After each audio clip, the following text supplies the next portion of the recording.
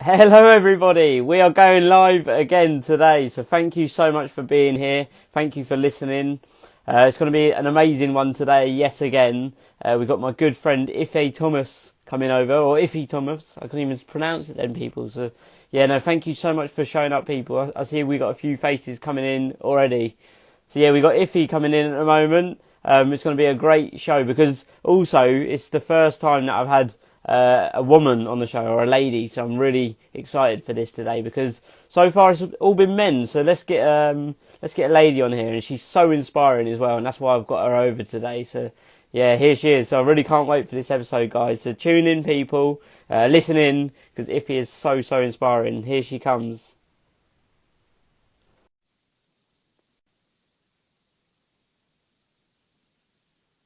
Here we go. Hi. Ife, hello.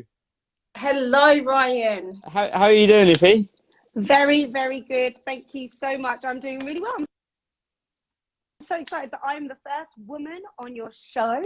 Well, I'm doing it for the ladies. Oh, I'm so I'm so excited as well. You know, like I can't really can't wait for this episode because, like I said, like you are the first woman that's on my say show here, and yeah, there's a few women that I've reached out to already, and we got a few say in the pipeline. But if he, like, I know you now, I've known you for a while, and you are so inspiring. I've heard your journey, so I feel like there's many people, men and women, that can take a lot away from your journey today. So thank you so much for coming, and I feel honoured as well to do it today. What are we? We're on a Wednesday today, right? Wednesday, my favorite day of the week. Your favourite day, yeah. So I feel Yes, honoured. it is my favorite day of the week. Okay, that's a bit better. The lighting was a bit bright before. Yes, Wednesday's my favorite day of the week. So I'm very excited to be here because some people call Wednesday Hump Wednesday, but I call it Wednesday. I love it. It's the day that you run up that hill. And today it's been insane for me, Ryan. I mean, I've been running up that hill, literally gassed out. I don't mean metaphorically gassed out. I mean, literally run out of petrol. Run out of petrol of all days. Anyway. Wow, I mean, the prices of petrol, right, are going right up, but that's another story for another day. Iffy, thank you so much for coming. So let's jump in. Let's get started. If you're happy to go, let's kick it off. So Yeah, if I'm you excited. Iffy, Can I what I just want say to do, hello? Can I say yeah, hello please to some of do, the people? Hi, please do. Chris. Hi, Helene. Thank you for joining me, Katia and Lorraine. Lovely to see you all. I've just pinged them. Hi. Nice to see Oh, you all. amazing. Yeah, thank you so much, everybody, for coming on. So, yeah, tune in, listen in, because this is going to be such an inspiring and amazing episode from Iffy today. So, Iffy, to kick it off with, please could you say introduce yourself? Tell us a little bit about yourself, who you are, what you do, and talk to us maybe as well about growing up through your younger years, through your say childhood, throughout your 20s, maybe some of the experiences that you went through in your younger years, and maybe some of the challenges as well that you faced, and what you had to do in order to get you to where you are today. Oh, well, thank you so much, Ryan, for having me. It's amazing. So my name is Ife Thomas. I'm a mindset and confidence coach, and I help entrepreneurs get on video. Hi, David Sales Angel. So lovely to see so many of you. And I absolutely love the work that I do. I've been working in the world of mental health and mindset now for over a decade. You know, it's the work that I do, and it's because I've had to work on my own mental health. I've had to understand myself. And then once I learned that there was a formula to success, I just wanted to go out there and spread it to the world. So I wrote a book. So I'm an author as well, and I use my book to help coach my clients, and the stuff in there is universal. So growing up as a child, I was probably, people would look at me and be like, she's very loud and confident and has her stuff together. But I was masking. It was, you know, I was projecting out this confident, cool black girl when really maybe there were lots of insecurities growing up. But I found dancing. So when I was 9 years old, I first went into a dance studio, and my whole life changed. That the moment I walked into the dance studio, the moment when the dance teacher said, this is the steps that you need to do, step. And I was like, someone's showing me what to do. And once I knew what to do, I felt comfortable, I felt safe. I wasn't particularly good at dancing to begin with. I didn't have natural ability, but I recognized that someone was showing me what to do, and all I had to do was be consistent and practice. So that's where I kind of built that mindset. And after dancing and training as a dancer, I ended up in a really great college called the Erdang Academy, which is in London. It's quite a renowned, prestigious college to get into, and I went there and trained as a dancer. And what I recognized in my dancing days, there's a real correlation between physical health and mental health. And the same things that I used to train my body as a dancer, I took all those attributes when I left the world of entertainment and set up my business in corporate finance. And I took all those attributes of consistency, resilience, repetition, determination, all the things that I had to build my body. I used to build my business. And I saw the connection between the two. But when I was in my 20s, to answer your question, is I went to dance college when I was 17. So I went straight into the world of dance and was in competitive training to become a professional dancer. So my life was very much, I spent a lot of my time dancing in a studio, in ballet tights, in leggings, standing in front of a mirror, working on my point, working on my pirouettes and my développé. But then in the evenings, out partying with the girls in London, we were out in all the hotspot clubs in London and living a wild life, as you can imagine, going to bed at 4 a.m. in the morning and having our rolled up ballet tights from the day before, grubby and tied into our ballet shoes, running up to the studio floor and being, still smelling of alcohol and stinking of cigarettes and living on Red Bull. That was my life as a 20-year-old. But I think the thing that made it easier is that I was surrounded by people who all believed what I believed. I was surrounded by dancers and performers and people who had this love for dance, love for performing, love for it. So I found my tribe, and I was in a position where I was surrounded by people who all were working towards the same thing. There was structure. So it gave me somewhere to go. And I met Terence when I was 19, and he said that looking back, he couldn't believe how driven I was, how focused I was, because not like many of the other girls that he met in Milton Keynes, where we're from. He said that I always just seemed to be so much older and so much grown up and so much focused and so independent. And it's because I knew I had my goal. I knew I wanted to become a professional dancer. I knew I wanted to travel the world. I knew I wanted to be on stages. So because I had that, nothing else really mattered. And I look at the young people today, and I feel so. I was having a conversation today actually with one of my sons, the friend of one of my sons, and we're saying being 21 today is just such a difficult place to be in. There's not much hope. They've had to really lose all those social skills that we developed when we were younger. Many of them have, not had the experience to develop and grow. And I think I'm so grateful that I was 20, in 2004, 2005, 2004, not 20 in 2020. I think being 20 in 2020 is probably one of the hardest things. And what we're going to see is my friend, the mum, said something really good. She said, we have got a mental health pandemic that is on the rise, and it hasn't come yet, but we will see the results of COVID and the pandemic and how it's affected our 20-year-olds and 21-year-olds. We will see that, and it's showing up now. And in the next 5 years, we're going to experience a lot of mental health challenges for these 25-year-olds. So, we've got a lot of work to do, which is why I love you, Ryan, because you are going to be the one that's going to motivate, inspire, encourage, and empower these youth. You are the man. Ife, thank you so much. And thank you so much for sharing that as well. And yeah, there's a few things that I took away from what you just mentioned there. To begin with, what I'm going to start with, I'm going to go right back to the start. You mentioned I wasn't a good dancer, you said to start with, but you worked on yourself on a frequent basis.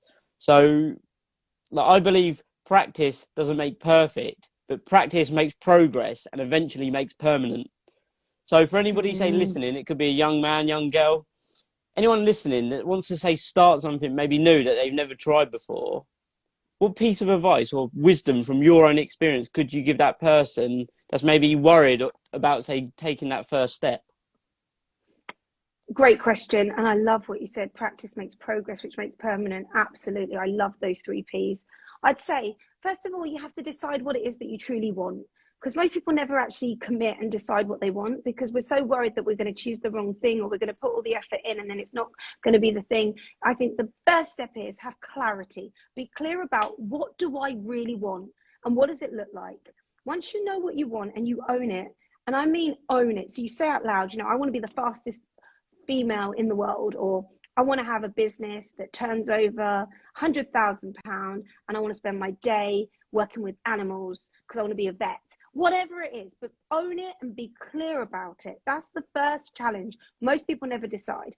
But once you've decided what it is, you're going to get these thoughts coming to your mind that are literally like, well, you can't do that. Who do you think you are? What if it doesn't work? What you have to do is be able to tackle that critic within. Those voices pipe up instantly when you try to do something that you've not done before. Hi, Sonia. So what you have to do is you have to really look at that voice and be like, no, I am going to do it. And you have to really start believing it's possible, and then surround yourself with people who also are on a mission to achieve something, because there's nothing worse being the only one who's on a mission in your circle of friends. They're all hanging around, chilling out, doing mediocre life, and you've got this goal and vision and they just want you to kind of be with them. So you want to find other people who are on a mission, which is why I said in my dancing world, everyone I was with was on a mission. Everyone wanted to be the lead in a show. Everyone wanted success. So it was easy to not get distracted. But what I would say is that you can have anything that you want. If you want something, you can have it. Now, what you must do, like Ryan said, is that first of all, you have to decide what it is that you want. Then you have to make a decision to be excellent. No matter what happens, you're going to be excellent. And then one of my favorite quotes is by Norman Vincent Peale. He says, are you prepared to do the things today that others won't do, to have the things tomorrow that others won't have?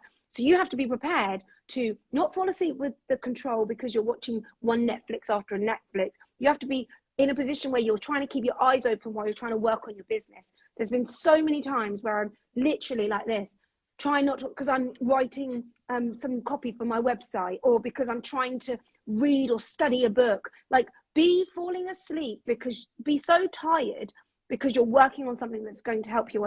I love this idea of, if we think about money is very much like time, and time is very much like money. When you spend it, it's gone. You can spend it, but what you can do is you can invest your time, get your return on time investment. So what's a return on time investment? Every time you read a book, the time it takes you to read the book, I would do an audiobook and put it on triple speed so you get it fast and underline. That is an investment. You're still using your time. You could be doing something else in that time, but the time that you're using to read the book is going to be an investment into the future. Now, the time that you're watching or playing on, I don't know, Xbox or something, is, unless you want to be a gamer or you want to be a graphic like you want to be in that world, then that is, once you've spent that time, it's gone. It's literally gone. So I would say to anyone watching is, it is possible, but it's not easy. It's simple, but it's not easy. There is a simple success formula. Hi, Nazir, lovely to see you. So yeah, you can have, be, or do anything that you want. If you're watching and you're thinking, oh no, I can't, I'm unlucky. No, you can actually, but you have to be willing to put in the work in advance. You have to be willing to do it in advance. You cannot think that you can have your chicken at Nando's before paying for it, because when you go to Nando's, you got to pay for it first, then they bring it to the table and they say, here's the chicken, eat it, now pay me. And that's what I see that success and reaching your goals is. You have to be willing to put in the effort consistently, like you said, and practice and repetition, so until it feels natural. When it feels, and that's, if I go back to my dancing, if we use the same analogy, I wasn't a great dancer. I didn't have flexibility, spatial awareness, wasn't great at timing. I didn't have natural ability, but I knew I wanted to be fantastic. I could see what it would look like if I could do it. So then I was willing for a long period of time to keep practicing, keep doing it, to the point where I get to a point where people watch me doing a triple pirouette and landing it beautifully and say, oh, you're such a natural dancer. No, I'm not. I am trained. I have worked. I've done the work. So now, any time of day, I can stop, just pull my chair back and do a triple pirouette and land. Why? Because like you said, permanent. Practice, progress. It's permanent. I can do a triple pirouette and I'll be able to do one when I'm 90. Why? Because I trained for so many years, standing in, like, even if you think about it, like we literally spent, I don't know if you can see my leg, standing in this position for hours, like just pointing our toe and all this, we've spent years. I haven't danced for ages, but I can still stand up and do a triple pirouette. Why? Because it's in my body, because I put the work in all those years, 2 decades of training, means that now I can do it without thinking. But does that mean that I'm natural? No. That means it's permanent. I love that, Ryan. Love it. Oh, I love what you just said there, Ife, as well. Like, you said so many things there, which was fantastic. I mean, to start with, you said about like making the choices to do things that are going to move you closer. And I think that's such a great question you can ask yourself. And that question is this, whatever this may be, is this getting me closer to or further away from my goal? Whether it's a sat playing the Xbox, like you mentioned. If you want to become a gamer and you're going to make millions from playing games and help a load of people, like, do it. Do that, because that's what you want to become. But if you want to become, say, I don't know, like you say, a ballet dancer, and you're playing the Xbox, or you're sat on the sofa watching TV, that's not really going to move you any closer. So you need to do things that are going to be a good investment of time. That's what you said, Ife, which was brilliant.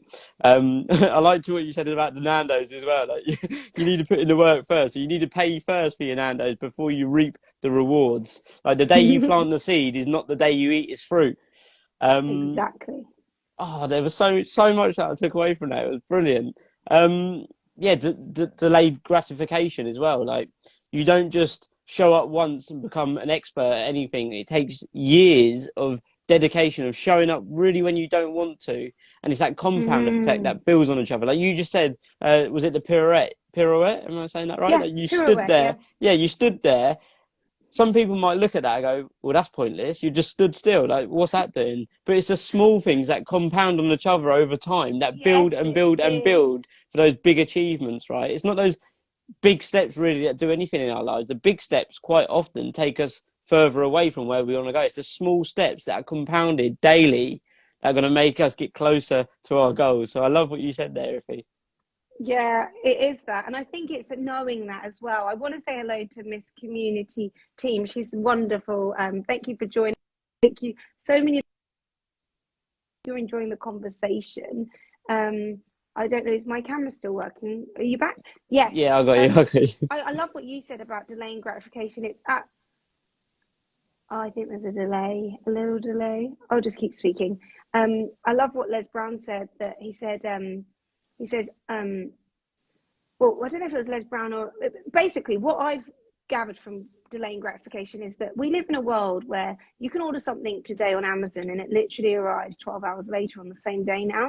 So we have got used to this kind of like impulse, instant gratification. And I think that if we use that approach to our business, our lives, our growth, our goals, then we'll end up really disappointed, because the world doesn't work like that. It isn't like you said, you plant a tree and then eat the fruit. That doesn't happen. But I think when you get to the point in your mindset that you realize, look, if I want something, there's going to be a big gap from where I am to where I want to be. What are the steps?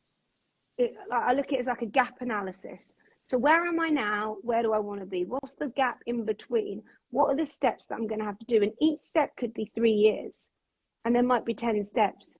That could be 30 years. If you want to be a doctor, you know when you're going to medical school, you're not going to go and do 1 year and become a surgeon, brain surgeon. You've already decided, you know what? It doesn't matter how great I am. It doesn't matter how much I want it.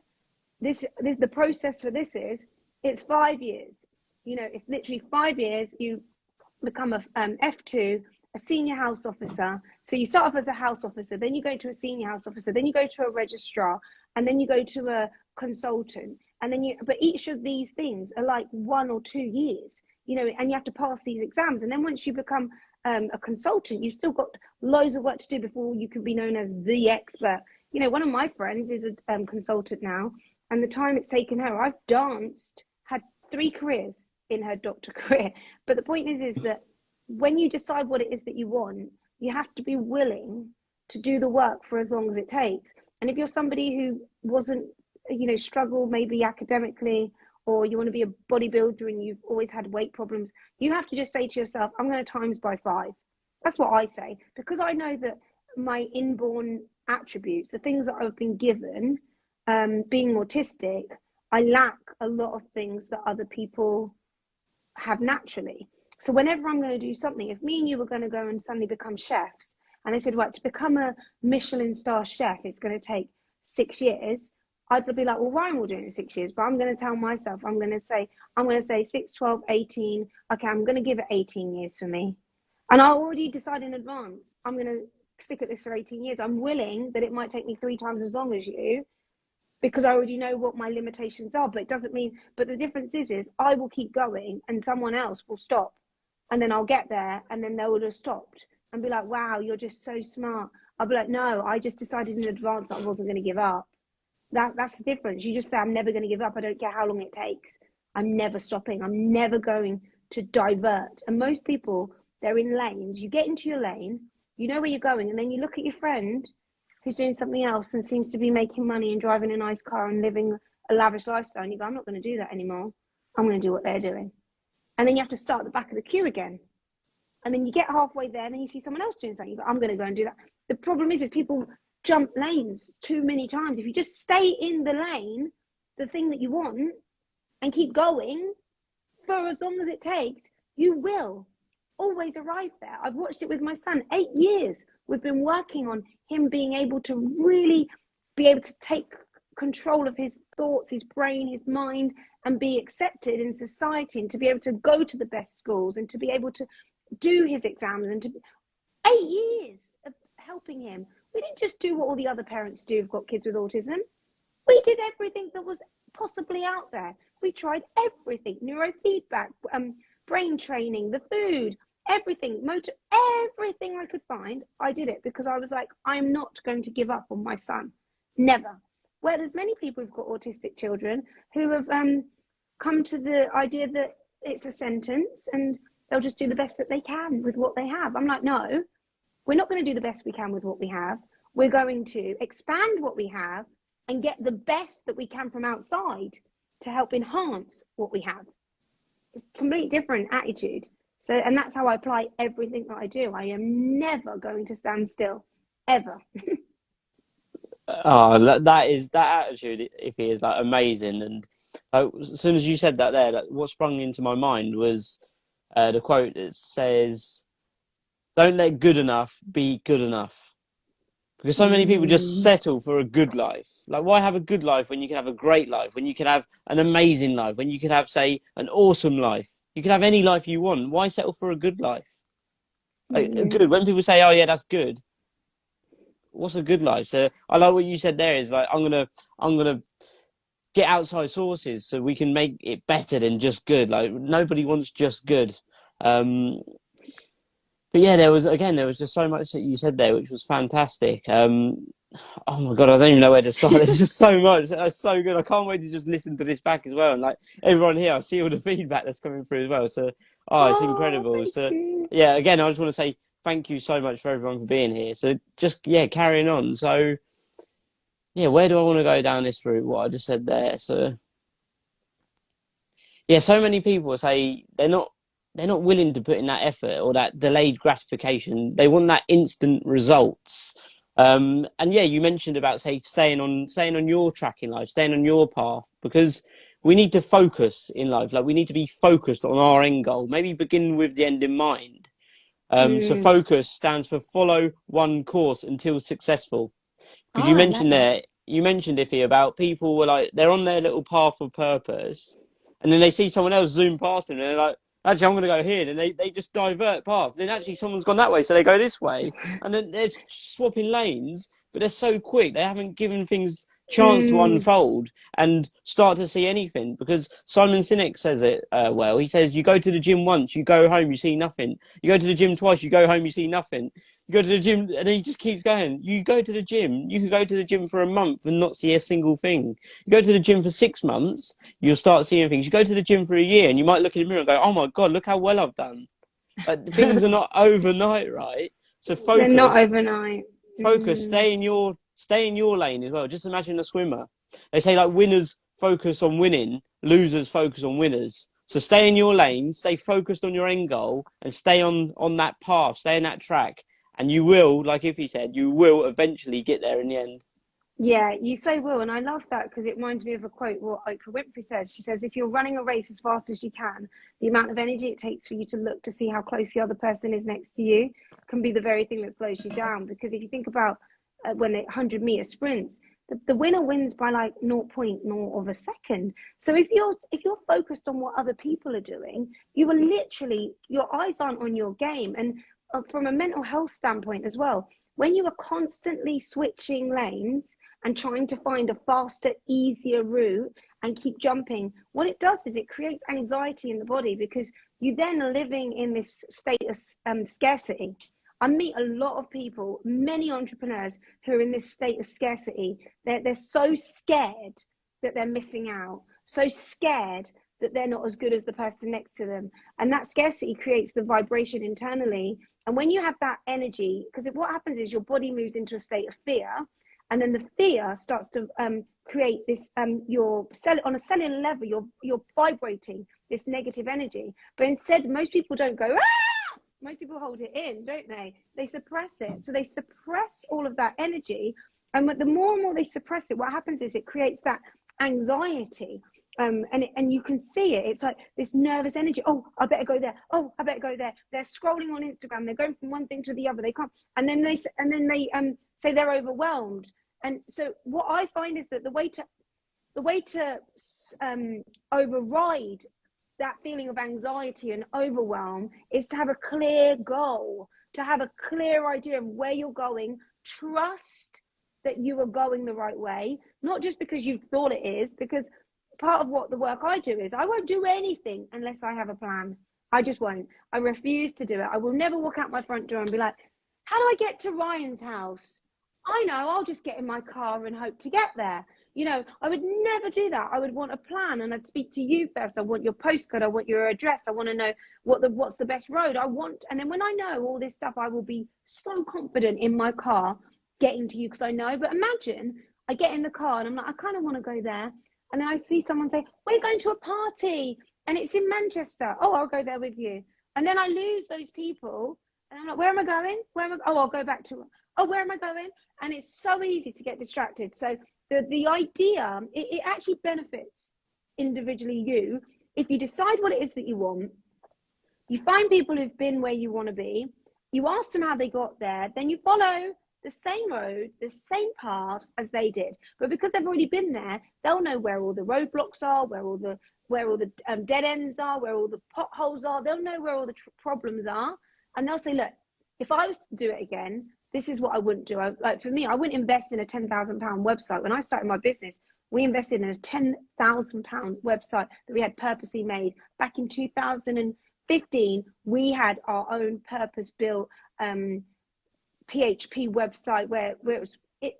I'd never do that again. Why? I've learned that you don't need to do that. You can just get a WordPress and have it spin up, or a shopping.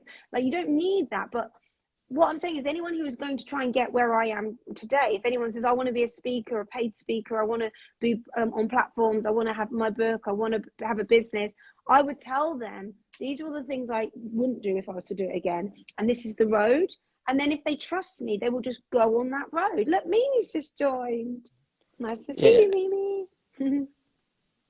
Again, Ife, that was amazing. What you just said there was absolutely incredible. Yeah, I want to say thank you for everyone that's showing up and everyone that is here. I see some comments. I can't type back, guys, but thank you so much. I will get back to you. Ife, what you just said there was incredible about, say, knowing your path and knowing where you're going in life. Because if you don't know where you're going in life, any road will get you there. So you need to set your GPS, just like you mentioned. If you get in the car, so say if I'm at my house and I want to go to Milton Keynes to see Ife, I need to know exactly where she lives. She could just say Milton Keynes. Milton Keynes is a big place, right, Ife? So I could end up, yeah, I could, exactly. So I could end up anywhere in Milton Keynes if I just typed in my sat nav or my phone, Milton Keynes. So I need her postcode and the number of her house. So just like in life, you need to set your GPS, which stands for Goal, Plan, See. You need to begin with the end in mind by setting your goal. You need to know exactly what that goal looks like and what it looks like when you get there. Visualize it. So goal, plan, see. Goal, set that goal. Plan, Plan is the action steps that you need to take in between, and you need to take every single step. You can't just take one step and be there. It's a series of small steps that are compounded over a specific amount of time, over years. And then see it, visualize this thing every single day in your own mind. Because every single thing that has ever been created has been created twice. Once in the mind and once in reality. So you need to wake up every morning. You think, what does that life look like when I get there? And just every time before you go to bed, before you close your eyes and go to bed, just think, right, I'm going to visualize what my future looks like. Close your eyes, sit there in silence, and yeah, with your eyes closed, obviously, and just see what it looks like and visualize this. Make a picture, paint a picture in your own mind. Because if you can do that every day, what you think about, you bring about. So you're going to bring it into your life. So Ife, I loved what you said about that there. Oh, and I love what you said. And I think when you mention visualization, often people can go, "Oh, this is woo-woo." It really isn't. It's science. I'm somebody who is not a fan of the word woo-woo, because the word woo-woo really does undermine science. Now, one of the things that I've studied is quantum physics theory on mindset. I wanted to actually understand, how does it work when people talk about the law of attraction? How does it actually work? Well, when you look at the science and you look at how our thoughts are physical particles. So when you think of something, like you said, visualizing, when you see it, everything I have achieved to this day, I have seen it first. There's been loads of things that I've achieved beyond what I've seen, but I have seen it. I mean, visualization is something that once you know what you want and you're willing to give yourself the opportunity to like play the movie on your mind, be clear about what it is. You know, I'll tell you a time when, I'll tell you a small visualization that we did when me and Terence, right? So we really had this vision for our children. We've got 2 boys and there's 17 months between them. And I remember when we were putting them in the car, and at the time we had a car that didn't have 4 doors, it had 2 doors. So I said, you know, we really want to have a Range Rover, you know, we would love a Range Rover. Like, this is back in 2014, and we've had a Range Rover now for more than nearly 10 years. But, well, it'll be 10 years in 2 years' time. But basically, we were like, we really want one. Just imagine what it'd be like. So we visualized it, and we made plans, and we focused on it, and we got one. And when we were putting the car seat in the car for the little one and the other one in the car seat, I said, one day, you know, I can imagine Quincy and Cuba in the back, you know, sitting there on their iPads. And I was like, oh, that'd be amazing. So we visualized that. And then that day came and they're in the back on their iPads.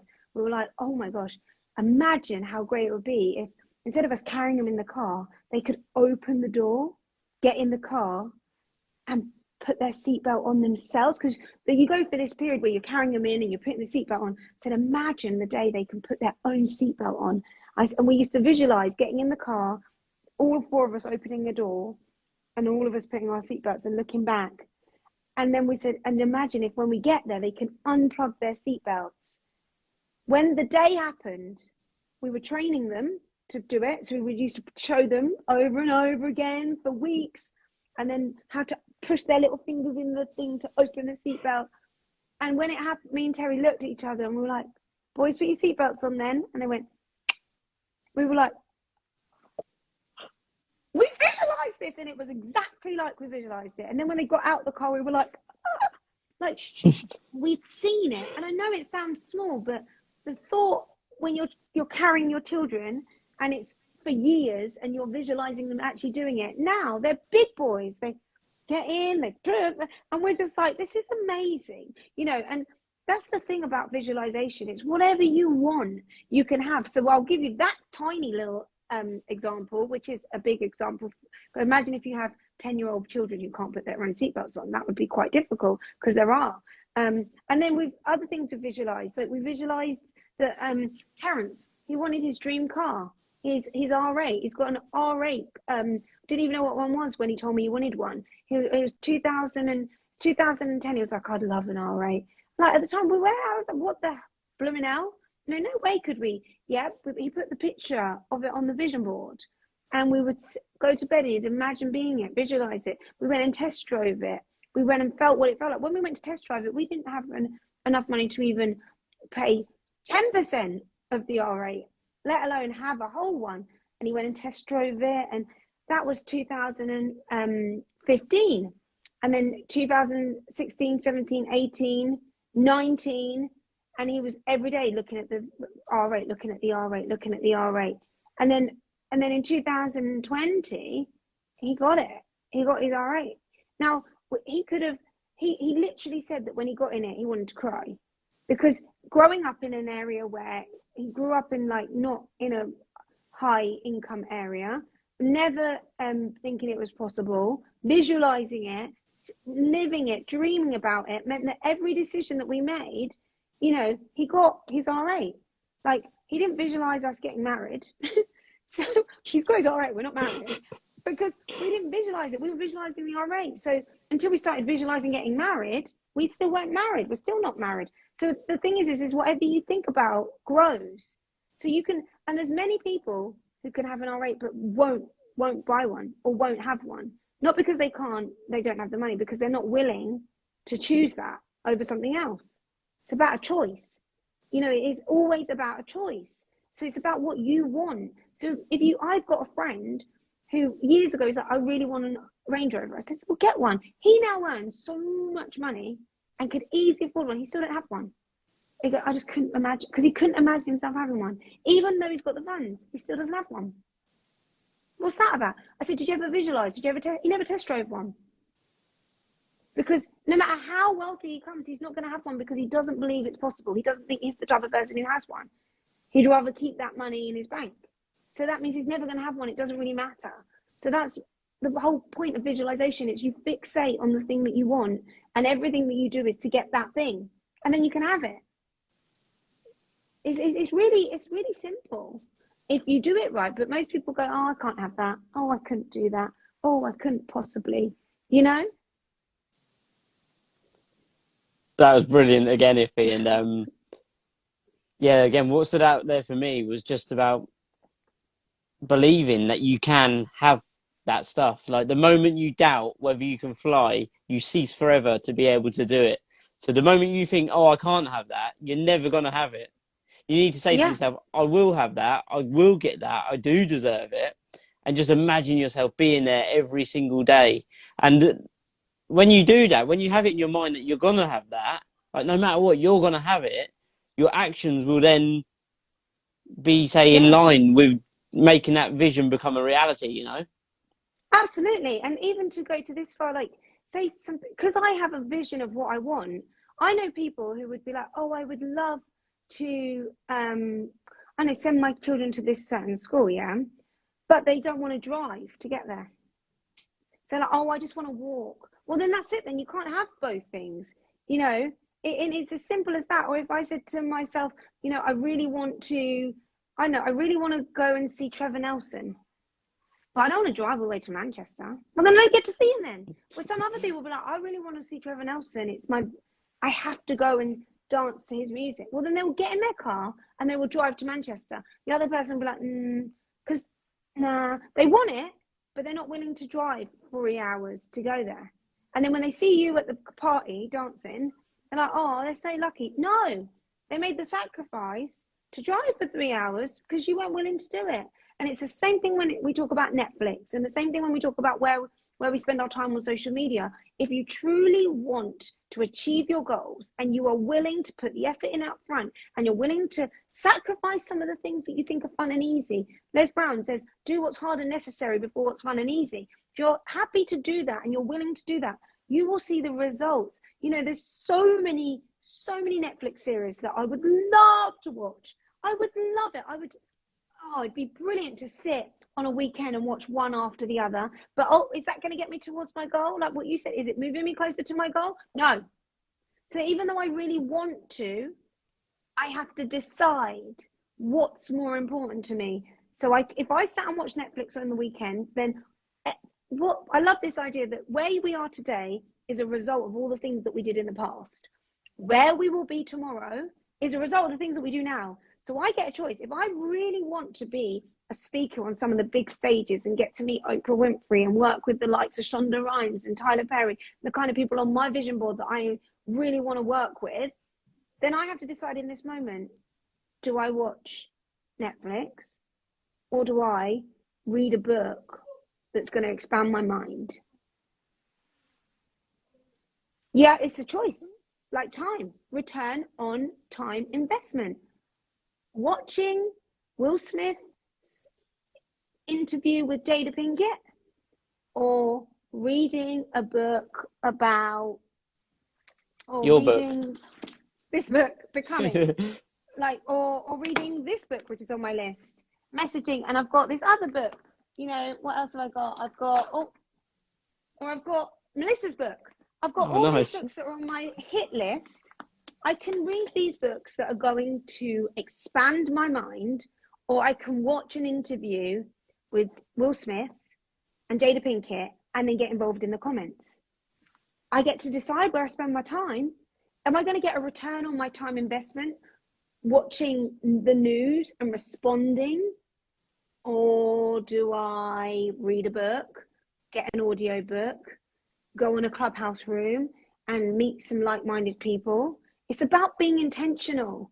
It's about having to say, nope, I'm not going to do that. And a lot of people don't have the willpower, the determination, the desire to say, as much as that would be fun, talking about Will Smith, because it is fun, it's interesting, is it going to get me to where I want to be? Because I'm not a spectator. I've never been a spectator. I'm not a consumer. I'm a creator. You know, I'm a creator. I don't consume unless I'm consuming things that allow me to create more, you know? So, yeah. Oh, brilliant, Iffy, again. And I just want to take it back a step about the mindset and about the cars. We were talking about cars, right? So I come up with a quote. You know I love my quotes, right? So I come up with a quote that says, "You will never achieve Maserati dreams with a Mazda mindset." Like, you need to upgrade your mindset, because if you still got that lack mentality or lack mindset, or scarcity mindset, you're never going to have these big things that you visualize. But then also, yeah, you mentioned about sacrifice and the desire to change and stuff. Like, your desire to change must be greater than your desire to stay the same. And if you don't sacrifice for what you want, then what you want becomes the sacrifice. Absolutely. Absolutely. And I remember someone saying to us before, when we had a Saab, and we were like, took it to a garage, and we said to the garage people, oh, one day we want to have a Range Rover. It was like, you'll never get those. They're really expensive. That's what he said to us. And me and Terry went, what? I think that quote is great, because the people at the garage, they had a Mazda mindset. So they were never going to get a Maserati, but they also projected their low lack of aspiration onto us. You know, this is another key important part. You can have clarity about what it is that you want. You can surround yourself with people that think like you. You can build your self-esteem. You can work on having an engaging personality. You can get the plan. You can avoid the news and work on your mental intake. You can do all these things, but if you surround yourself consistently with negative people, then those negative people and their thoughts and beliefs will hold you back. So one of the things that I say, and I'm not a couples counselor, but I say to my book came out in 2015, and I've been coaching people using my book strategy now, like, you know, for a long time. We're talking about 7 years. And in the first 3 years, I started working with people, and I started realizing that they would digress.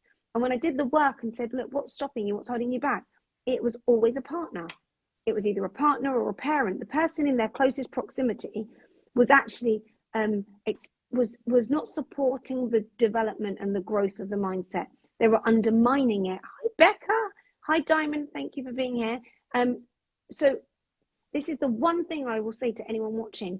Even if you have all of this stuff, even me now, if I went and put myself in a negative environment, my reference group, if my circle of influence, like Tim Story says, who's in your green room, if I went and put myself with negative, moany complainers who think that the rich get rich, the poor get poor, money doesn't grow on trees, they believe that everything bad happens to them, they buy lottery tickets hoping that they'll win the lottery, they complain and bitch and moan and have a malevolent worldview, think that the world is awful, I can guarantee spending 1 month in that environment, I would not be the same person. because it's impossible to hold on to who you are when the people around you are sucking the life out of you, which is why you've got to put yourself, it's better to be alone than with negative people. Negative people suck. Les Brown said, negative people are so negative, you can put them in a dark room and they begin to develop. I love that quote. Makes me laugh all the time. But when I see a negative person, I'm like, I literally back away, slowly back away. I'm like, they're going to try and suck the light out of me, because the negative people, their darkness consumes all your light. So, yeah, it doesn't matter how well read you are, doesn't matter how much determination, ambition, desire, get away from negative people. Birds of a feather flock together. You become the average of the people you spend all your time with. We've heard this. Get away from them. Don't think, oh, don't worry, I'm just going to focus in my own space. At work, on a bus, even if I'm on a train carriage and there's someone negative, I can feel their energy. I move to the different train carriage. I don't want to be around them. They're awful. Anyway, that was my rant over. Yeah, look, Helene, run! Yeah, run away like you're running out of a burning building. That's what I do. Pretend you're on fire. I'm like, ah! Because what they're going to do is suck the light out of you, and then you'll be ashes anyway. You'll be like you've been burnt. You know, you've been burnt from all of their negativity, and they've sucked the life out of you, and then you turn into ashes. And then when you're so deflated, it's hard to get back up. Ryan, you're not. This is brilliant. This is so good. I can't wait to hear this back. But yeah, it's so true, right? Like, people in life are either like vacuums or like chargers. Like, the vacuums will suck the energy and suck the drive out of you, which in return will hold you back. But the chargers will help boost you and charge you up to that next level of life. So surround yourself with positivity, whether this is books, people, or online content. Because if you mentioned it there, you are the average of the 5 people that you spend the most time with. Absolutely. Did you see what Denise wrote? She wrote, they turn your ideas to ashes. Oh, I love that. That's brilliant. And, it's so true. I love what you said, Ryan. Vacuum. I always say radiators or drains, but I love vacuums or plugs. Can I use that when I do my shares? Yeah. Quote Ryan. Vacuums or chargers, yeah. So vacuums or chargers. yeah, stay away from the energy vampires, because they will suck the life out of you, and then you remain stagnant. But yeah, seriously, like don't surround yourself with people that are going to be like the naysayers. Like, don't ever let, say, somebody who gave up on their dreams talk you out of achieving yours. Okay? Don't ever let someone else decide, design, determine, or dictate your destiny. Because it's down to you and you alone. If you believe in your dreams, go after it. Don't let anyone else tell you that you can't achieve it. So, Ife, as we wrap this up now, I want to ask you 5 quick questions, if it's okay. Okay, I'll be very quick. Can you do me like a little bell so that let's go. Someone put a bell mark in there for us, a bell emoji. Yeah, someone put a bell when I've spoken for a minute. That'll be good. Right, so the first question, Ife, is, what is the best piece of advice that you have received, and why? Oh my gosh. Okay, so the best piece of advice that came to mind is, it's none of your business what other people think about you. My best friend, she said to me, it's none of your business what other people are thinking about you, because it's their business. So don't allow yourself to be swayed by other people's opinions about you. She goes, it's none of your business. Focus on your business. And I was like, oh, I really like that, because it's made me I care less. Not because I don't care about what people think, but I care less about what people think about me I just wait till you tell me what it is. So I think that's the best advice I've been given. That's fantastic. And again, what sprung to mind for me, like, people are always going to have a negative opinion about you, what you do, the path that you've taken in your life. Like, for instance, I done the skydive for charity. I raised £1,000 for charity. Congrats. People were saying to me, like, the naysayers and the negative people, and I say that's so stupid and all this, like, oh my god, I can't. I'm just like, I just raised £1,000 for a mental health charity. Like, you're complaining. Like, there's always going to be someone who's going to complain about it. Yeah, but just like, taking the piss, basically, taking the piss out of me for doing it. And I'm like, I'm doing something to help people out. So there's always going to be Oh. someone that's going to say, have an opinion on you and what you do. And that's fine. And it's none of your business to find out why. So that's brilliant. That is. I love that. Yay! And we've had a bell. A bell's come from Diamond. Thank Thank you. you so much. Yeah. So on the flip side of that, Ife, what is the worst piece of advice that you have ever received and acted on? And what was the result? Oh my gosh, great. What's the worst piece of advice? I've had lots of crap advice. So So much. it could be family members, friends. They could maybe have said Um, things like, "Oh, don't do that," but then you've done it anyway, and it turned out to be amazing. It could be anything like that. oh my gosh, okay, the worst piece of advice that I've had, and it wasn't even advice, it was a statement. The head teacher at Quincy's school, when Quincy was 5, diagnosed with autism, spoke to the head teacher and I said, look, I really want Quincy to be able to develop faster. I feel like the work that you're giving him is very basic and he needs to move up. I said, the goal really is for Quincy to be able to do his SATs and his GCSEs. Quincy's 5 at the age, and the teacher said to me this is what she said to me in my kitchen. Oh my gosh, this is the worst advice I've ever heard. She said, Miss Thomas, I know that you're very positive and into personal development and stuff, but I just think that you should be really realistic about the fact that your son will never be able to cope in a mainstream school. He's just not able. Those schools are not supportive for him. He will never be able to cope. And the more and more you keep trying to push him into a school, that's not going to be good for him. And he will never be able to take his exams, Mrs. Thomas. He wouldn't have any comprehension. She told me that when he was 5. Quincy's now 11. He took his exam mocks. He got 100% in his English language. And he goes to a mainstream school, and he's just been accepted into an independent school where they are very careful on who they take in. They need to have a certain level of ability. So that woman, if I'd have took her advice, my son would still be in a special needs school, probably still not even being examined. He would, his whole life would have been taken. Now he goes to a mainstream school. He associates with all of his peers. He's at the top of his class in exams. He can speak in 5 different languages. He's going to be an animator, and my son is going to change the world with whatever he does, and he's going to be recognized for his success. That woman, that teacher, should not be allowed to teach. Her advice was so bad.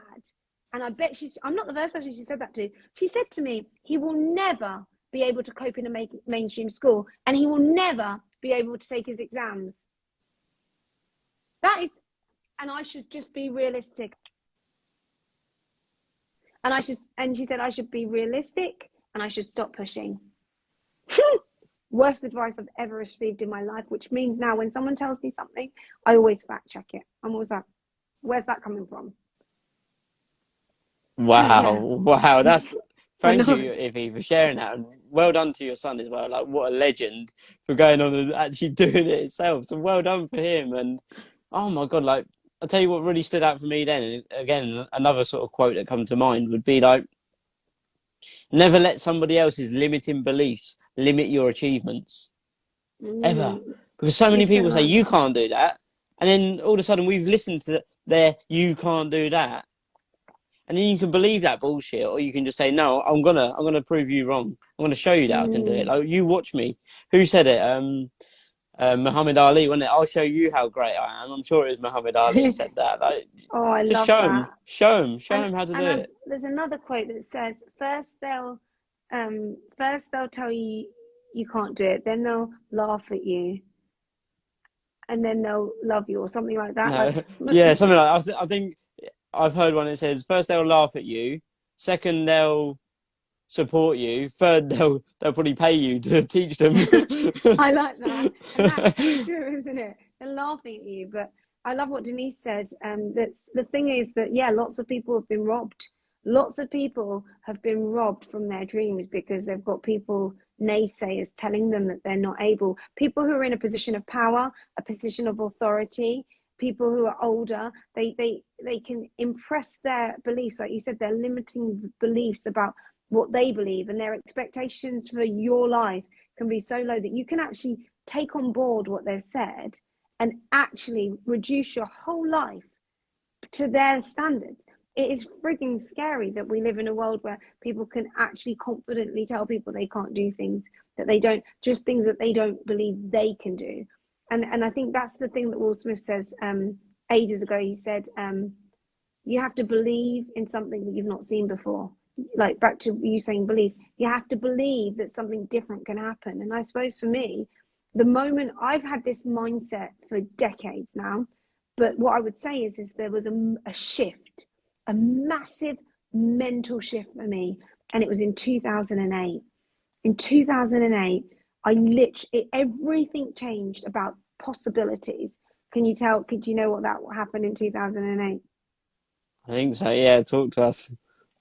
So in 2008, well, in the 90s, I used to listen to Tupac, and Tupac was like, Peter's joined, we'll never see a black president. Yeah, changes. We were, never going to see a black president. Those words were so ingrained in his rap. And I really believed him. But in 2008, when Barack Obama, he took his place as president, and I saw him stand up on stage, like a black man in America, the president of the United States, whatever his policies are, I don't really care, standing there and crying. He cried tears of joy to watch a black man as president crying because he's so overwhelmed. That him just getting there changed my belief about what's possible. Anything is possible now, because I always did think that we would never see a person of color as president. It happened, and then Trump, a billionaire businessman, becoming president. Justin Bieber can become blooming president. Harry marrying a woman of color. All these things that have happened, in the last 15 years are just unbelievably. Growing up as a little black girl, never believing that ever there would be an opportunity where people who look like me. Since that's happened, yeah, you can talk about the politics and all of that, but ultimately, anything is possible for any of us. Any of us, it is possible. When we have a woman as president, my gosh, that's going to just, we had Margaret Thatcher here in the UK, which was a massive game changer for women. Massive opportunity for women to see a woman prime minister. So I'm not to go into politics because I truly don't know anything about it. I just mean anything is possible. In 2008 was when I realized, yes, we can. Yes, I can. Yes, you can. Yes, we can. We can. Ife, I think that's brilliant as well, because you know what? That's actually leading on to my next question. And I feel like you've sort of half answered it with what you just said there too. So, yeah, I'd love to ask you the next question, which would be, what was the main thing that you had to unlearn, say, throughout your life? Oh, great question. I'd say the main thing that I had to unlearn is that you don't need to have natural ability.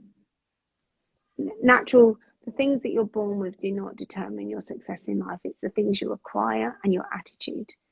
I always believed that if I couldn't do something, then that's it. I couldn't do something.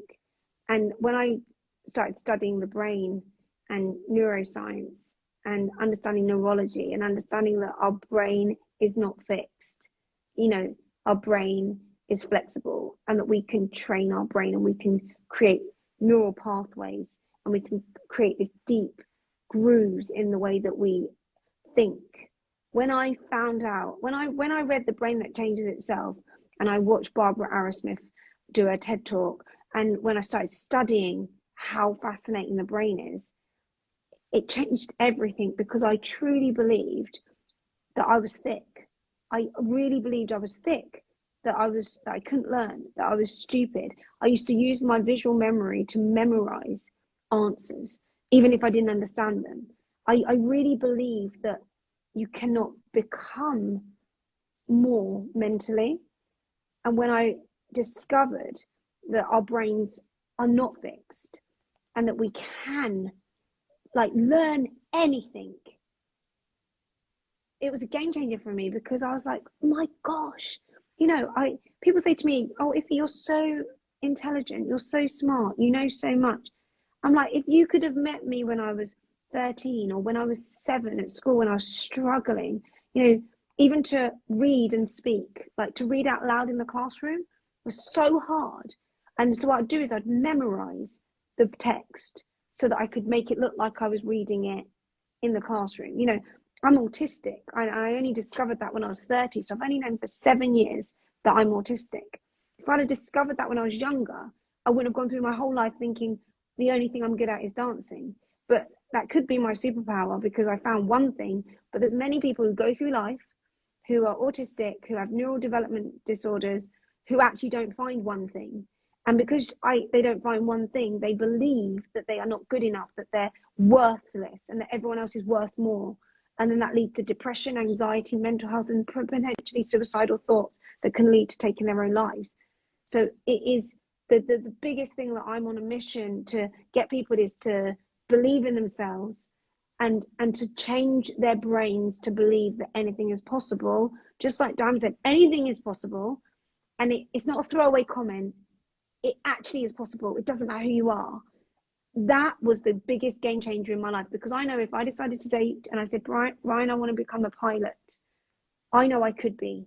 If I said I want to start up a talent agency for Japanese singers, I could do it.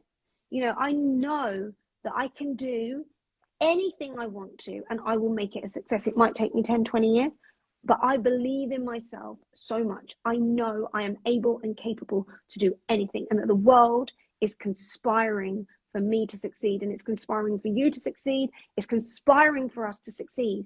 It's about recognizing that it's possible. If I didn't have that, I don't know where I would be right now, because that's been the game change, and understanding that our brain can change. I'm going to leave it on that there, with the bang there. The bang. Do you like the bang? That We was need so sound good. effects. We need. I can't tune up for a little bang. If anyone's got a bang emoji, you stick a bang in there. An explosion. You can do an explosion. No, that was brilliant. A brain That... one, the one with the brain going. Yeah, that was brilliant, Ife. And look, it's so true. Like, anyone can become anything, but you need to decide on what you want to become, and then stay focused on that one path. Like, you can't be all over the place. Like, anyone can become anything, but not everyone can become everything. Like, everyone feels like, yeah, I can do all these things. No, you might be good. You might be good in a lot of things, but you want to be great. You want to be the best. You want to be fantastic at that one thing. You want to be that go-to person, the specialist in that area. Become the best. Dedicate yourself to something that you love, and just say, right, I'm gonna stick 10 years, I'm gonna stick 20 years, 30, 40, 50. I'm gonna dedicate my life to becoming this person. But you also have to say, let go of who you once were and who you currently are, in order to evolve into that person that you dream and desire to become. So, Iffy, that again, just gonna go on to the next question now, which would be, what is the greatest lesson that you have learned from your most painful life experience? So my most painful life experience was January 2018, January the 6th. I was up really early because me and my sisters were all going to meet. My sister was getting married, so we were meeting up for like a hen wedding shopping or something. So I was up really early. So I was all ready and dressed, and then my phone rang. It was my sister, which wasn't a surprise. It was 6 a.m. because we were all going to Birmingham. And my sister said to me, I've been in hospital all evening, can't come to Birmingham. I said, what's wrong? She says, Mum's not doing well at all, and the doctors have said that she's got a brain tumour. That was just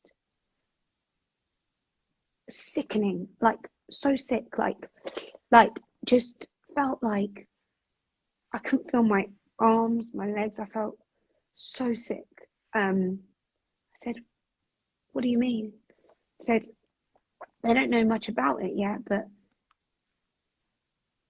it's not looking great. So then, anyway, they got all the information. They drove back home. I went to see my mum. She's sitting on the sofa. And I looked at her and I said, I'm going to take a picture of you, Mum. And I took a picture of her in that moment. And they said that they'd given her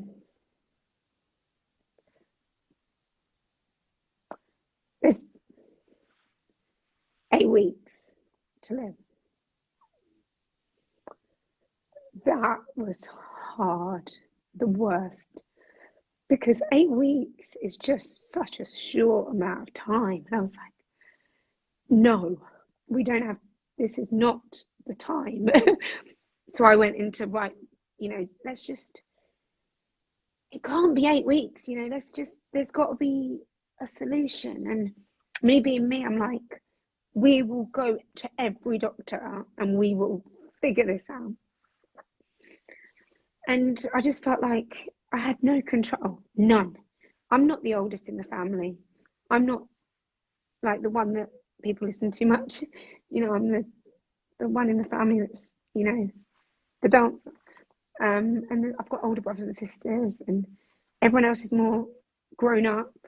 So I didn't have anything, and it was hard. Anyway, my lesson I learned was that when she passed, it was so painful, and I made a promise. I'm not going to be afraid of anything anymore, because there's nothing more scary than that moment. Like standing on stage in front of 1,000 people, going in the clubhouse room and talking, speaking, like nothing is scary as that moment. So what I learned from it is that we all get a birth certificate when we're born. Nobody tells us when we're going to die. Nobody knows when they're dying. So between when we are born to when we die, this is our time. So I refuse to be scared. I refuse to surround myself with people who don't make me feel good. I refuse to reduce myself. I refuse to not speak up. I stick by my values. I am fearless. So my biggest lesson from losing my mum is that I don't have time to be afraid. I am here to do great work, and nobody's getting in my way. And I will not put up with no shit from nobody. I will not allow people to undermine me, take the mick out of me, tell me I can't do things, put me in places that I don't agree with. I will never, ever let anyone ever hold me back. So that's why I speak up, I stand up, I show up, because I am not leaving this earth unfinished. I am on a race to change the world in the best way I can, which is why I make decisions like this, because I am not going to overthink so much that I wake up one day or don't wake up one day and it's over. And I teach my children that. My children know about death. I tell them every day, say, thank God I woke up today. Every day when I walk into my children's room, I say, what are we going to say? I'm so grateful I woke up today. I said, yeah, because some people didn't wake up today, darlings. I literally, and my children, we talk about death all the time. They lost their nanny. Their nanny was their everything. They lost this woman who loved them. My children had to tell them their nana died. That was the worst thing. And they said to me, why didn't you take me to see nanny? I didn't take them to see their nanny because all the grown-ups around me told me I shouldn't. Once again, listen to other people. I should have took them. So I'm living with the guilt that didn't get so I won't, anything I do now, I do it because it feels right. I don't listen to other people. Unless they have been where I want to be and I trust them implicitly. That's why I said in the Winners Club, I got on the bus. The bus started going somewhere I didn't like. I got off the bus. No explanation. I do not do things that don't serve what I believe.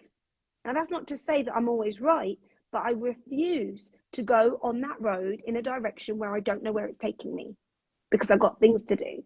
So the biggest lesson is people die, people leave us.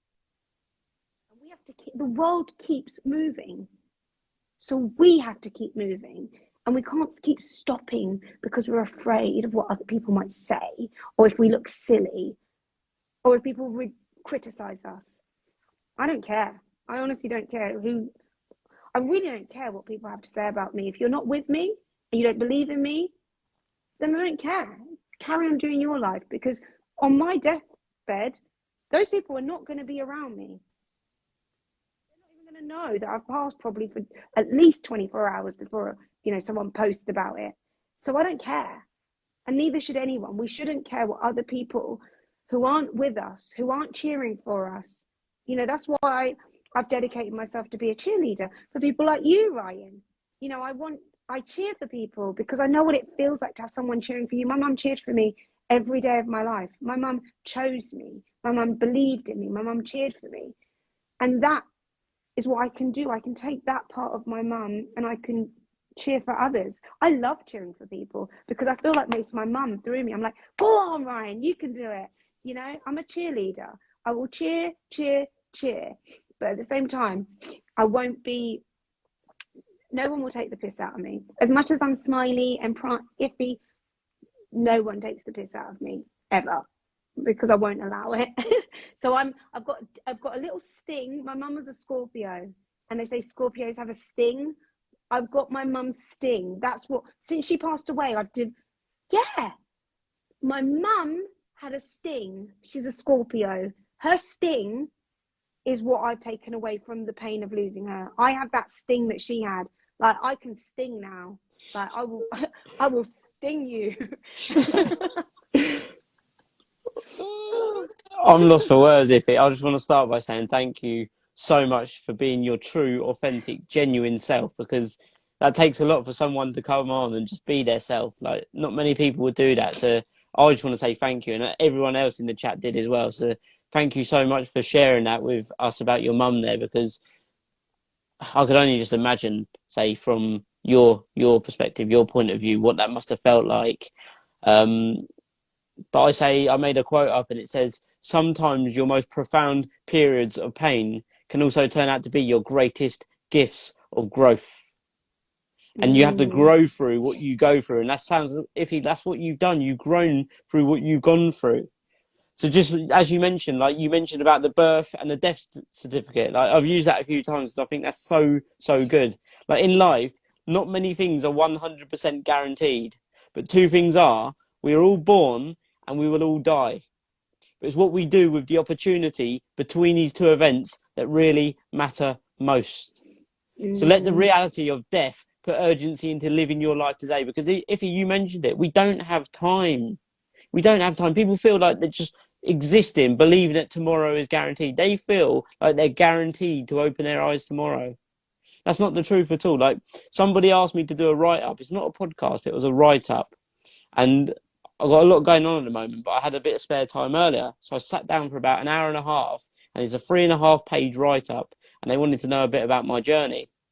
My journey is about a 30-page write-up minimum. So I thought, I know what I do. I focus solely on the traumatic brain injury side of it. When I was in hospital on my deathbed, and I'm doing the write-up and I'm writing about my journey, what I remember, a bit about my parents, because obviously I had to speak a lot from my parents' point of view, from what they've told me, because I wasn't, say, awake when they told me what was going on. And then I got to the end part, which I finished it off on.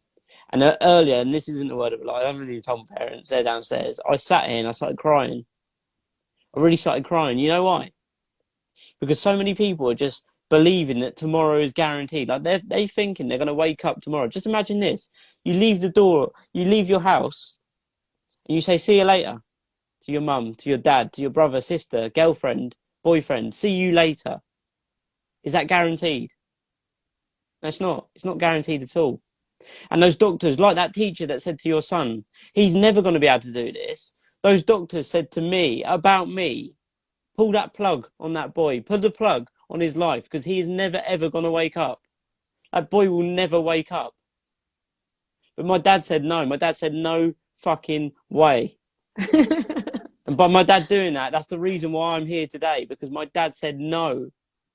But sadly, my parents met families of loved ones, brothers, sisters, child's, it could be a son or daughter in exactly the same position as me in that intensive care unit. And they listen to the advice of the specialists. Because that's what we do in life, right? If you want your car fixed, you go and see a mechanic. If you want your radiator fixed, you go and see a plumber. If you want you fixed, you go and see a doctor. Because they know what's best, surely. But those loved ones listen to the advice of those specialists, of those doctors. And ultimately, their loved ones died. So please believe me when I say this, that no doctor can put a definite deadline on your dreaded day of demise. Doctors are amazing. They saved my life. But a doctor can only advise you on what they've learned from a book and from their experience. But we as humans are all individuals. We're all different. We're all wired different. No one is the same. We're all unique. So don't ever let someone tell you that you can never do something. They said that I would never wake up. And then they changed their mind to he would never walk or talk again if he ever woke up. I'm here. I'm sharing my journey. But imagine that if my parents would have said, oh, just go on then. They're the specialists. They know what's right. If they would have said, just do it, pull that plug. That's a waste of a life. But I've noticed that so many people are just existing. They're believing that they're going to wake up tomorrow. They're living their life and they've already pulled the plug unconsciously on their life. Like Benjamin Franklin said it the best. So many people die at 25 but aren't buried until 75. They're just existing, waking up, doing exactly the same thing day after day after day. You can't do that. You can't go through life living the same old shit every single day. You need to get up and go after what you really want in life, because at one point, you're not going to be here. It's going to be the last day and you're not going to realise it until it's too late. So Ife, thank you so much for sharing that about your mum. And I can tell you now, like from what you just said there, how it impacted me. You've grown through that experience. As much as it was painful, you've grown as a person. And I love what you said, like you don't take shit from no one, and you've got that sting in you now. You've got a sting, and you're gonna sting those vampires, those energy vampires. You're gonna sting them. So Ife, thank you so much. It's gonna lead me on to the final question, because I know we've been on here for so long. I could speak for another hour, to be fair. So I just want to ask you, Ife, to finish this up, is knowing what you know now, what one piece of advice would you give to your younger self? Great question. I'd go back and speak to little 9-year-old Ife and say, do it your way. Do it your way. Trust yourself. I never trusted myself. I always trusted everyone else, like you said, with the doctors. But I think I've always known. I've always had this deep knowing that I am here to do something great, but I just couldn't work out what it is. So I'd go back and say, Ife, just so you know, it's going to be okay. It is going to be okay. Because I always used to wish that I was 40. I used to watch Sex and the City with my sister, and they were like 40 at the time. And I used to think, oh, I can't wait until I'm 40, because when I'm 40, I won't have to deal with this shit. I hated being a teenager. I hated being a child. When I say hate, not that I didn't have a good childhood, I mean, I always felt so uncomfortable in my own skin.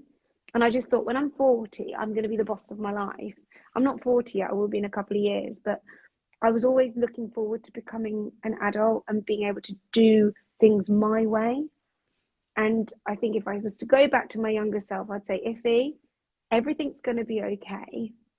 You are going to crush it in your adult life, and it is going to get better as you get older, and do it your way. Trust yourself. I promise you, what you think and believe, you've got to trust. And that's where I lacked. I didn't trust myself. I always would just think everyone else knew better.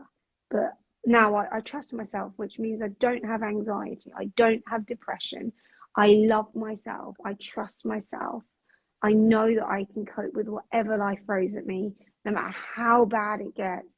I know I can make it. I just know I can. I wish I knew then. Wow. Wow. Um, Brilliant. Like what you said there, like you wanted to be 40 as was it a 9-year old? You wanted to be 40 years old. Like, just know that today is the oldest that you have ever been, but the youngest that you'll ever be. So Yeah. don't ever wish your life away. And like it reminded me then as well, like I'll be happy when. Like, you're just thinking, yeah, I just want to be 40 because like all these worries will go away when I'm 40. Like I'll be happy when. So many people are living their lives thinking I'm going to be happy when. I'm going to be When happy I when win I the win the lottery. lottery, when I win the lottery, when I get that car, when I get the watch, the job, the partner. Don't ever don't ever wait for your happiness. Your happiness isn't in the future. Your happiness is now. The only time we ever have is now. So don't wait for happiness to come. Be happy in this moment. Be grateful for everything you got. And I'll tell you what, if you can't think of anything to be grateful for, be grateful for life. Like Iffy, like you mentioned it, I do it religiously every morning and every night. Before I close my eyes, I say thank you. And as soon as I open my eyes, I say thank you. Because again, not going into my story too much, but when I was really deep and depressed, I used to wake up every single day and I used to scream the words, fuck you. I used to scream it in that bedroom when I literally wanted to take my life. But then I replaced that with thank you. Because we all open two gifts every single day, and that is our eyes. And that's why they call this moment the present. So Iffy, thank you so much for coming on today. I've really enjoyed Thank this you. episode. It's so good. I can't wait to listen back to it. So Iffy, how can anybody, if someone say taken away anything from what you said today, which I know they would have, how can somebody say follow your journey, connect with you, and support you in any way at all? Great. Thank you so much, Ryan. I would say click on the like little arrow and follow me if you're not. And then if you DM me the word life, LIFE, I'll send you access to my online course for free. And it has all of my nuggets and goodies on how to really like power lift your life, so that you can really take on board the steps that I followed that have helped me to get where I am. That's amazing. Iffy, do you want to tell us about this as well? Because I've got one myself. Yay! The confidence star. Oh, I'd love you to do a video, Ryan, of you and the confidence star. Yeah, I could do a video. So this is the confidence star. This is a display one, but the confidence star is a star-shaped mirror, and it has these reflective words on it that say, I am somebody, I am good enough, I can do anything, I like myself. And these words I put together on the star to build confidence in my son. I wanted him to believe in himself because the statistics were that a person with autism is 28 times more likely to take their own life. A person with autism, 9 out of 10 of them suffer depression and anxiety. The stats were against him. So I thought, well, what can I do to counterbalance those stats? So I created the confidence star. So on my Instagram, I have a shop. We've got more stars in. You can get one of these, and you put it on the wall. And every day you look into the star and you say, I am somebody, I am good enough, I like myself. And when you say that, what it does is it builds that layer of confidence and self-esteem, and your subconscious mind absorbs those words, because it works like an internal hug. It's like you've got like your internal guard, you've guarding your mind.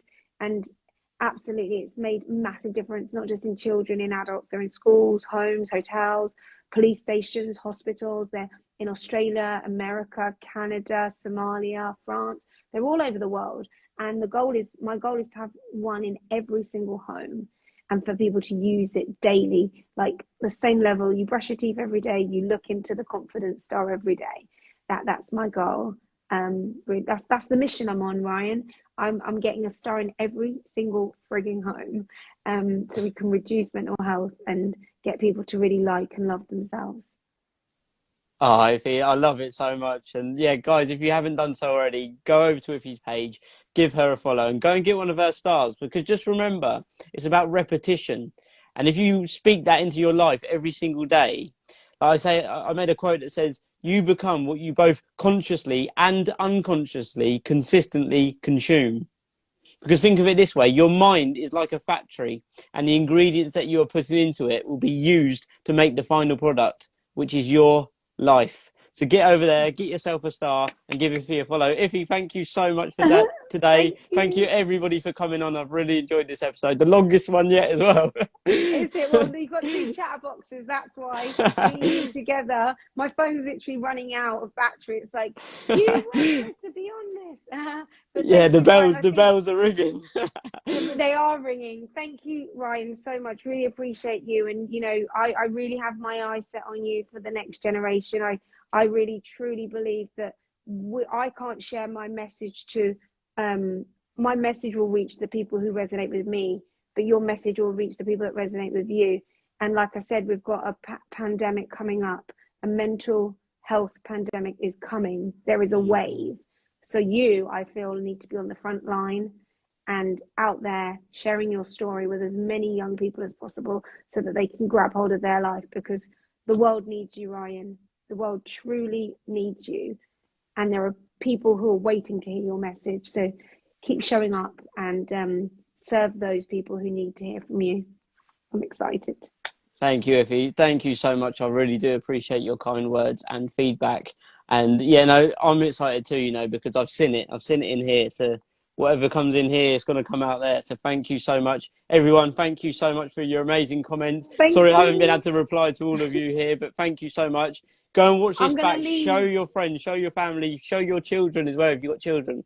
But guys, thank you. Ife, sorry, because we kept her so long. Thank you, everyone. I'm off, and we'll see you on the other side.